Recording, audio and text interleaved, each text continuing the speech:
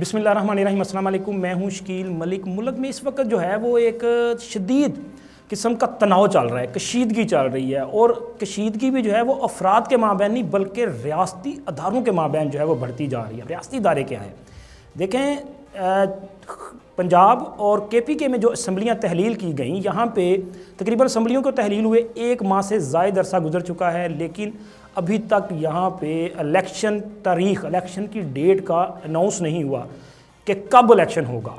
چونکہ جو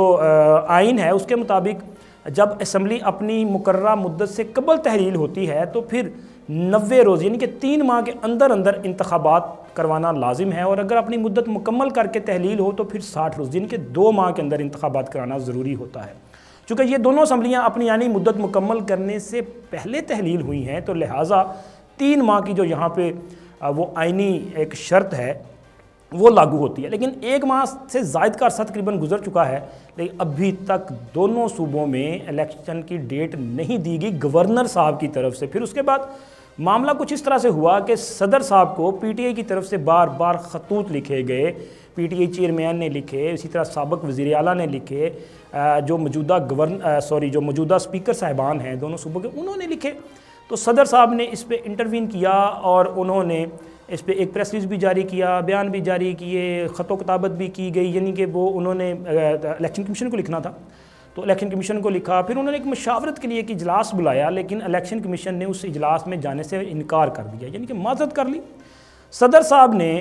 جب الیکشن کمیشن نہیں آیا تو پھر از خود انہوں نے اپنے اختیارات کا استعمال کرتے ہوئے اپریل جو ہے وہ 9 اپریل کی تاریخ دے دی کہ اس تاریخ میں دونوں صوبوں میں الیکشن ہوگا۔ اب صدر صاحب نے ایک تاریخ جو ہے وہ یہ بیسیکلی یہ ایڈوائز کیا گیا، یہ ایک انہوں نے کہا ہے کہ یہ تجویز ہے کہ آپ اس کو کریں، وہ کر بھی یہی سکتے ہیں آئین کے تحت۔ تو اب ہوا کچھ اس طرح سے ہے کہ صدر صاحب کے اس اقدام کے بعد اداروں میں ایک تناؤ، ایک لڑائی، ایک گھمسان کی جنگ شروع ہو چکی۔ صدر صاحب کے اقدام کے بعد پارلیمنٹ میں پاکستان کا جو سپریم ادارہ ہے وہ پارلیمنٹ ہے، منتخب ادارہ ہے، قومی اسمبلی اور سینٹ میں حکومت کی طرف سے یعنی کہ حکومتی جماعت کی طرف سے صدر کے خلاف 2 قراردادیں جو ہیں وہ جمع کروائی گئی ہیں ان کے اس کنڈکٹ کے خلاف، اور ان سے مطالبہ کیا گیا ہے کہ چونکہ آپ نے اپنے اختیارات کا غلط استعمال کیا ہے، آپ نے آئین سے تجاوز کیا ہے، تو لہٰذا آپ مستعفی ہو جائیں، اپنے عہدے کو چھوڑ دیں۔ تو یہ بھی صدر کے خلاف یہاں پہ جو ہے وہ ایک موومنٹ شروع ہو گئی۔ اس کے ساتھ ساتھ جناب اب الیکشن کمیشن نے بھی صدر کے فیصلے کو ماننے سے انکار کر دیا۔ انہوں نے ایک آئینی مشاورت کی ہے جس میں اٹارنی جنرل دیگر جو آئینی ماہرین ہیں ان سے رائے لی گئی ہے، اور یہ اس وقت ابھی تک وہ باضابطہ اناؤنس نہیں کیا گیا، لیکن میرے جو سورسز ہیں انہوں نے بتایا ہے کہ اس میں اٹارنی جنرل صاحب جو ہیں انہوں نے یہ اپنی ایڈوائس دی ہے کہ صدر صاحب کے پاس صوبائی الیکشن کے حوالے سے، صوبائی اسمبلیوں کے الیکشن کے حوالے سے تاریخ دینے کا کوئی اختیار ہی نہیں ہے، آئینی اختیار ہی نہیں ہے، تو لہٰذا صدر کی جانب سے یہ جو تاریخ دی گئی ہے اس پر شیڈول جاری کرنا الیکشن کمیشن جو ہے وہ ضروری نہیں ہے کہ وہ اس پہ الیکشن شیڈول جاری کرے۔ تو اب جناب خبر یہ ہے کہ الیکشن کمیشن نے صدر صاحب کا یہ جو حکم نامہ تھا، یہ جو ایڈوائز تھی، اس کو ماننے سے انکار کرنے کا فیصلہ کر دیا ہے، اور الیکشن کمیشن جو ہے وہ صدر صاحب کی اس تاریخ پہ اس اعلان کے مطابق الیکشن کا شیڈول جاری نہیں کرے گا، چونکہ الیکشن کا شیڈول دینا جو ہے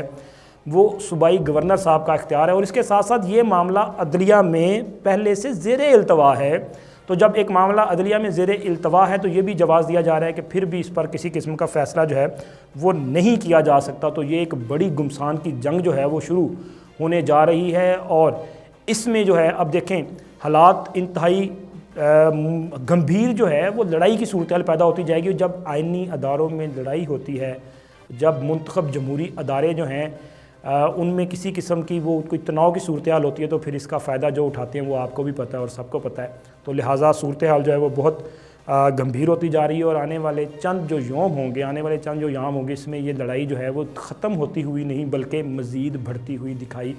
دیتی ہے۔ چونکہ ویڈیو کا میں نے اینڈ کرنا تھا تو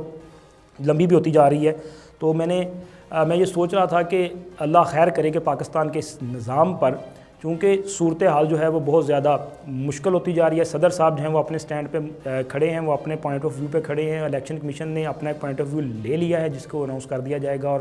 قومی اسمبلی میں اگر صدر کے خلاف کارروائی شروع ہوتی ہے، میرا خیال ہے کہ شاید مواخذہ جو ہے امپیچمنٹ تو نہیں ہو سکتی، اس کے لیے تو الیکٹورل کالج بھی ابھی مکمل نہیں ہے، لیکن اگر صدر کے خلاف قومی اسمبلی میں تقاریر ہوں گی اور ایوان صدر سے حکومت کے خلاف بیانات ہوں گے تو یہ کوئی جمہوریت کے لیے اچھا نیک شگون نہیں ہوگا۔ اللہ حافظ۔